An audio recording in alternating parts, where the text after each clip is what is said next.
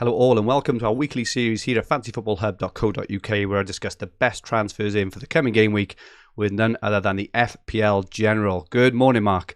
How was your game week 3? Hi Andrew, good to be back. I've been enjoying the break. Yeah, it's been a good start to the season. Solid, if not spectacular. I think it was 65 points in game week 3. Nice. I think my rank's about 280k or something like that. So that's exactly where you want to be, really. It's not amazing, it's not disastrous, but it's a good platform to build on with 35 game weeks to go. So yeah, pretty pleased. Indeed, a good start. I think this time last year I was like 4.5 mil. So being in the top kind of 100,000 is very, very welcome indeed. What a week, what a couple of days in terms of injury rumours and things. There's all sorts of things around Lukaku, Son, maybe Calvert-Lewin. And bits and pieces. It's we were just talking before we started recording how tough it is to make decisions this week with what little information we know. I suppose waiting until the press conferences are over to actually confirm your transfers is a good tip. Have you got anything else, Mark? In terms of how we manage our transfers in these strange times. Yeah, we thought we would have had the chaotic times behind us after getting through last season, but Exactly. this international break in particular, it's been something new every day, as we were speaking about. Son this morning, Lukaku yesterday. I mean, who is it? Who is it tomorrow? Maybe Ronaldo will stub his toe or something tomorrow when he's back. So again, it's just practice and patience. I mean, I haven't made any transfers. I won't be doing anything until Friday evening at the earliest. I think it's just going to be quite tricky now for wildcarders. I didn't consider wildcarding, but I know a lot of people are doing it this week. There just seems to be new flags every day. Yes. Calvert-Lewin, Lukaku, Son. So I hope for the sake of those who are on the wildcard that you get some clarity from the press conferences, because if you don't, it's going to be quite tricky. Questions like, do I leave Lukaku in if he's got a yellow flag? Calvert-Lewin. So yeah, it's a bit chaotic. And I have a feeling it could get more chaotic as the week goes on. Especially players are going to come back with COVID. Players are going to come back and have to isolate that we don't know about and miss the weekend. There's probably going to be surprises in the team sheets that we don't even know about. So, yeah, chaos is certainly the word to use right now. But on the upside, Mark, Republic of Ireland got a really good point at home in the internationals. I saw a tweet you put out saying logged what was it? I started watching Ireland match, switched off straight away. What's going on at the moment, mate? It's can we just edit this part out? all the swearing and bad language. I didn't watch the good game of the international break, the Portugal one. I think we were 1-0 up, and I think Ronaldo got 2 goals to win it. And then Azerbaijan, I switched it on at the start of the second half, and we were 1-0 down, and that was enough. Straight back off. I got a hard time from some other Irish folk on Twitter for not supporting the team, but I've spent so many 90 minutes over the last few years watching us, get terrible results. 90 minutes of my life I'll never get back, and yeah, it's I know I probably am a fair weather fan, to be fair, but I know I've been in Scotland now for 6 years, so maybe my allegiances are starting to slowly change. Okay, so Mark is going to share his top transfers in for game week 4, as well as a differential. So let's get into it, Mark. And could you give us your first best transfer in for game week 4? Yeah, I think no surprises here. We've got to start with a main man. I can't believe he's had over 1 million transfers in. Cristiano Ronaldo. I'm still, myself and yourself were talking before we hit the record button as well. I think we're both a bit undecided on what to do about him. So yeah, I mean, seems like a perfect storm now. Came home early from Portugal, home fixture as well. Solskjaer's probably going to want to, play him in front of the fans. I'll be one of the fans, thankfully, in the stadium. So I'm a bit conflicted as to what to do, because I'd have to lose Bruno for a -4 to get him. But I think if you can get to Ronaldo easily this week, particularly if you don't have to take hits, I think it's probably a bit of a no-brainer. I think there's a lot of managers, including myself, who need to take a -4, potentially even a -8, or even wildcarding to get him in. I suppose just quickly, do you think it is worth a hit to get him in, or do you think there are other viable options in terms of captaincy, Bruno, Salah, Antonio, or do you think he is worth a hit or two to get in? I know it's team dependent. Apologies for putting you on the spot, but what are your kind of immediate thoughts there? Yeah, well, I actually kind of liked Lukaku more as a captain against Aston Villa Yeah, this week, especially without Martinez. But now he's got a flag, so that makes that a little bit trickier yeah, and probably scares you off the captaincy a little bit. Even if Tuchel says he's okay, maybe he'll get a rest. Champions League's just around the corner. I think with Ronaldo, it comes down to I think whether you captain him or not. If I bring him in, it's for a -4, and even if I do bring him in, I'm not sure I would captain him because I do have those slight concerns that he could be on the bench. So, and I think when players like Salah have Leeds, Antonio's got Southampton, two really good fixtures. So I think you've got good captains, and I still think Bruno's a good captain against yeah. Newcastle. If you do keep him, so that's why this week I'm leaning towards not getting Ronaldo when I've got other strong captaincy candidates. So yeah, and I'll talk about someone else later who I might bring in instead. Fantastic. Okay, and just to confirm, so I'm on screen at the moment. We've got the fantasyfootballhub.co.uk points prediction tool for game week 4, and Ronaldo is indeed top. Predicted to score around 8 points, with Bruno in second, Salah in third, Greenwood in fourth, and Kane in fifth. Okay, so Mark, who is second on your transfers in list? Yeah, Ferran Torres at Manchester City. We could hopefully, fingers crossed, have an amazing out of position prospect here. Played the first 3 games, played them all up front. Hasn't played 90 minutes in them all, but devastating performance in game week 3 when a lot of people sold him. And I think he showed signs in game weeks 1 and 2 as well of what he was capable of. I think he had a goal ruled out, for example. And again, it's price. He's only about 7.2 now. So you're not paying a Mahrez price or a Sterling price for this guy. And I just think, like many other people have mentioned on Twitter, I'd rather be on a potential game breaker rather than miss out. It's Pep and there's bound to be roulette at times, but the fact they didn't sign Harry Kane, Jesus is playing on the wing. It seems like a perfect storm for Pep to use this season, to play Ferran up top, which he seems to be quite happy to do so. And to me, he's got he's well capable of leading the line. He's a really good player. I think he could turn out to be a really good striker. So yeah, I mean, Manchester City striker, 7.2 million. I think it's hard to resist.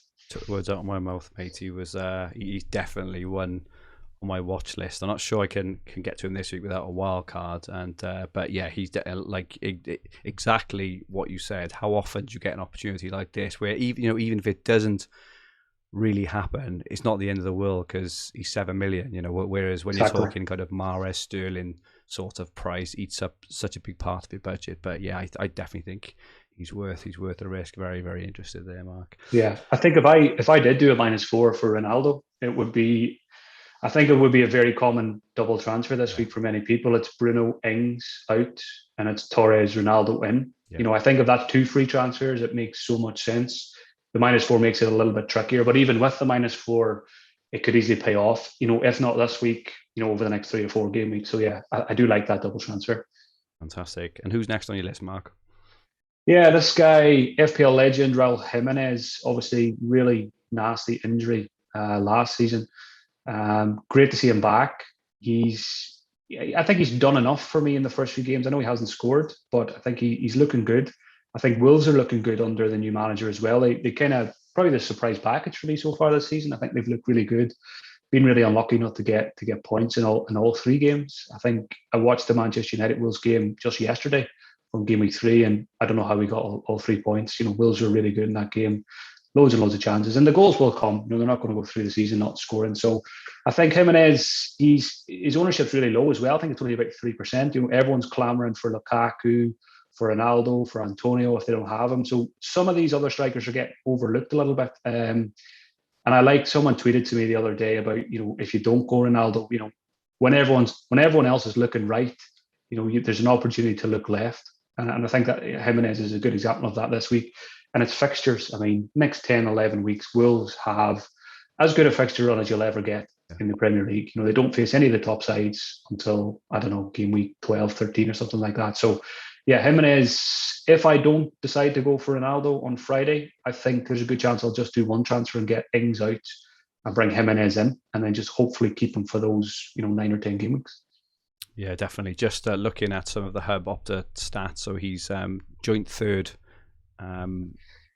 overall out of all players for shots in the box for game weeks 1 to 3. Obviously, he hasn't had the returns yet, but it's these kind of stats which make you sit up and think, my goodness, he's had as many shots in the box as Calvert-Lewin, more than Salah, more than Vardy, over an average per game, which it does make you think, wow. So and only Lukaku and Antonio have had more shots in the box, during that time. So yes, another very, very interesting call there, Mark. Indeed. The thing I've always liked about Jimenez as well, he's he's arguably the most creative striker in the league. He's always up there for chances created as well, and he's up there again this season. I think he might be third for chances created out of all players over the first 3 game weeks. I think he might have created 10 chances already. I need to double check that one. And when it comes to a striker, a goal and an assist, it's 4 points and 3 points. So if your striker can get you an assist, it basically scoring you a goal, and there's a good chance to get a bonus point or 2 out of that as well. So Jimenez, you can get points both ways. You get the goals and assists with him, which is quite rare for a striker.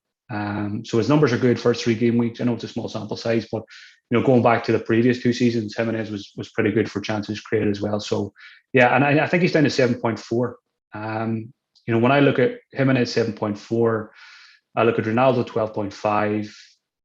I think Jimenez, I'm not going to say he's going to match him, but I think he can do enough for his price tag in comparison to what Ronaldo needs to do for 12.5 to justify being good value. So yeah, I think Jimenez is I think as the week progresses, Jimenez will become a more popular option.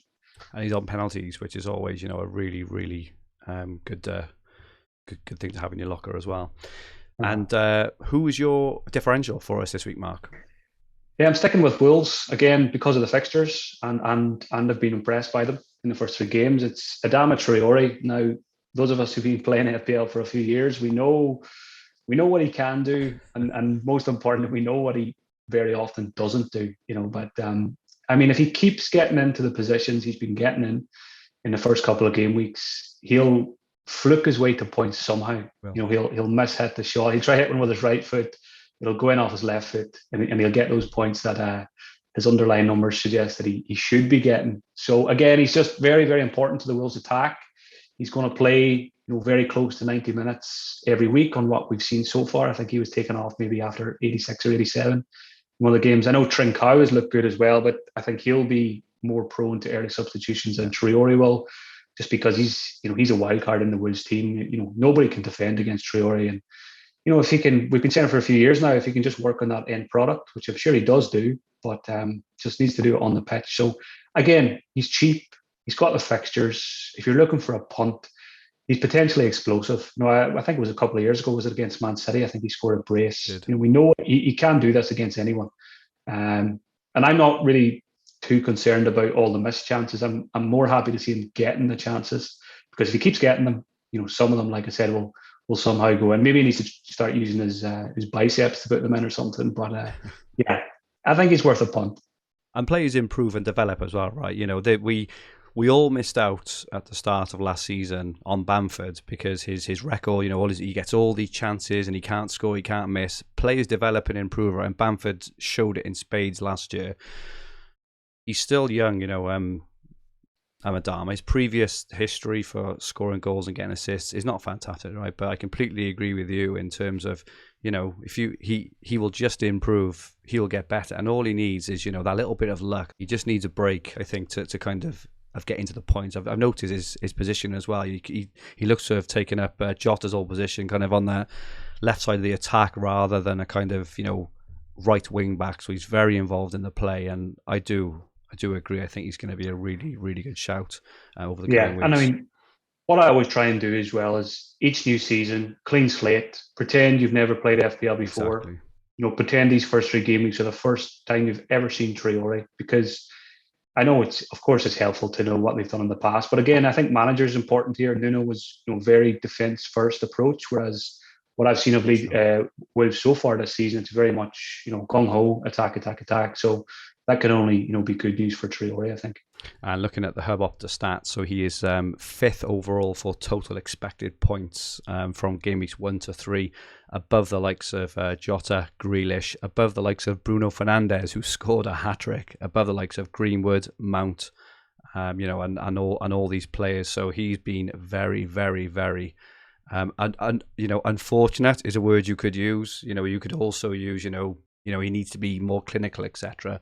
But the signs are there that they are coming, and their fixtures are absolutely incredible, as you say. So, yeah, some really good stuff there, Mark. So thank you so much for joining me this week. So this channel is a finalist in the Fantasy Football Video category in the upcoming Football Content Awards for 2021. If you do enjoy our content and want to vote for us in the FCAs, it only takes a few seconds. The link is in the description below, and any votes are much appreciated. Don't forget, you can catch Mark's finalised team reveal in the team reveal link below and at fantasyfootballhub.co.uk. So you'll likely update that on Friday, Mark, I guess, this week after the presses. Yeah, I think it's going to be a Friday job this week for sure. I think so. Thank you so much for coming on, Mark, and we will be back next week. If you liked what you watched, please press the like button and remember to subscribe to the channel at the bottom right hand corner of the screen. Our handles on Twitter, Instagram, TikTok are at FFH_HQ, and our website is fantasyfootballhub.co.uk, where you'll find everything you need for Fantasy Premier League and Fantasy Football all under one roof, including player comparison tools, the fixture ticker, Opta-stats, predicted points, top player team reveals, including Mark's, and much, much more, to join the tens of thousands of other fantasy managers and sign up to the hub to use all our amazing resources. Just click the top link in the description below. You will not regret it. We'll be back next week to look at the best transfers in for Game Week 5. Goodbye for now.